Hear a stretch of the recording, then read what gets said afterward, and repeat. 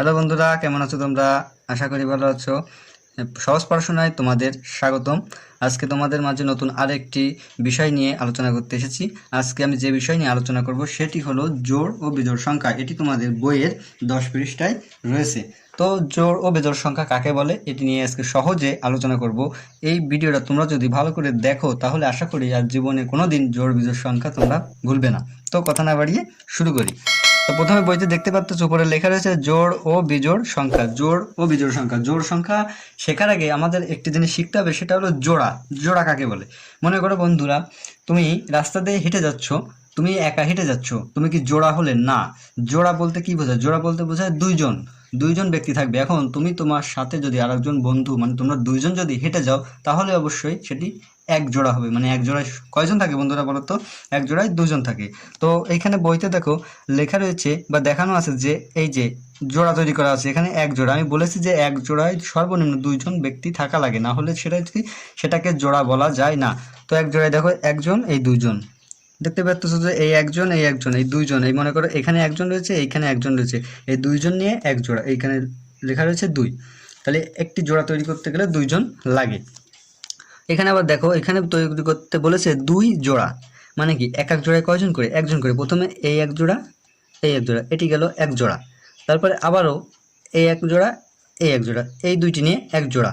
মানে এই দুইজন নিয়ে একটি জোড়া তৈরি করতে হবে, এই দুইজন নিয়ে একটি জোড়া তৈরি করতে হবে। তাহলে এখানে মোট আছে কয়জন বন্ধুরা? 1 2 3 4, চারজন। তাহলে দুই জোড়া। তাহলে এবার যদি তৈরি করতে বলে তিন জোড়া তাহলে কি হবে?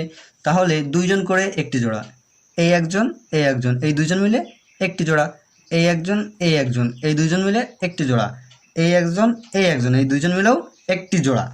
তাহলে মোট কয়জন আছে এখানে? 1 2 3 4 5 6, ছয়জন আছে।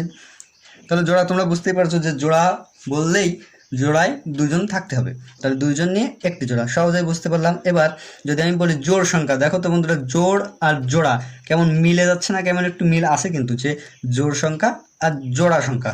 তো যেটা জোড়া, এই দেখতেই পাচ্ছ জোড়া কত হয়েছিল? এখানে 2, এখানে 4, এখানে 6, এগুলোই কিন্তু জোড় সংখ্যা। নিচে আমরা আসি। এবার এখানে লেখা রয়েছে যেসব সংখ্যা তৈরি করা যায়। এখানে দেখো এগুলো হলো জোড় সংখ্যা। আমরা জোড়া সংখ্যা দেখতেই পাচ্ছি যে 2 4 6 দিয়ে শুরু হয়েছে। তো এখানে সেই দেখো যে এগুলো কিন্তু জোড় সংখ্যা হয়ে গেল, যে 2 4 6। এর পরবর্তী কত হবে বলো তো? 8। সহজে বোঝার সিস্টেম কি বন্ধুরা? জোড় সংখ্যা বললেই প্রথমে আমরা 2 বসাবো। 2 হলো একটি জোড় সংখ্যা এবং 2 এর পরবর্তী সংখ্যাটা আমরা বসাবো না। 2 এর পরে কত হয়? 3। একটি সংখ্যা বসাবো না, তার পরবর্তী সংখ্যা আবারও বসাবো। তাহলে 2 এর পরে 3 যদি বাদ দিই তাহলে হলো 4। 4 এর পরবর্তী সংখ্যাটা বাদ দিব, 5 বাদ দিব, আবার 6 লিখবো। 6 এর পরে কত বাদ যাবে? 7 বাদ যাবে। মানে যে সংখ্যাটি লিখবো তার পরবর্তী সংখ্যাটি আর লিখবো না। তো আমি এখানে লিখেছি 8। 8 পরে কি আর 9 লিখবো? অবশ্যই না। তাহলে পরবর্তী সংখ্যা কত লিখবো? 10। 10 এর পরে কি 11 লিখবো? না, আমি বলেছি যে একটি সংখ্যা লিখবো, পরবর্তীটা লিখবো না। তাহলে সরাসরি লিখবো কত? 12। 12 পরে একইভাবে লিখবো, 13 বাদ যাবে 14। 14 পরে 15 বাদ দিয়ে 16। 16 পরে 17 বাদ দিয়ে 18। 18 পরে 19 বাদ দিয়ে হবে কত? 20। সহজে বুঝে গেলাম জোড় সংখ্যা বললেই আমরা 2 দিয়ে শুরু করব এবং পরবর্তী একটি সংখ্যা বাদ দিয়ে লিখে যাব। এই সংখ্যাগুলো বাদ দিয়ে বাকি যে সংখ্যাগুলো থাকবে সেগুলোই অবশ্যই হলো বিজোড় সংখ্যা। বিজোড় সংখ্যা শুরু হয় কত দিয়ে? 1 দিয়ে। বিজোড় সংখ্যা শুরু হয় কত দিয়ে? 1 দিয়ে। একই সিস্টেম। 1 এর পরবর্তী সংখ্যাটা আমরা লিখবো না, মানে 2 লিখবো না। পরবর্তী সংখ্যা কত লিখবো? 3।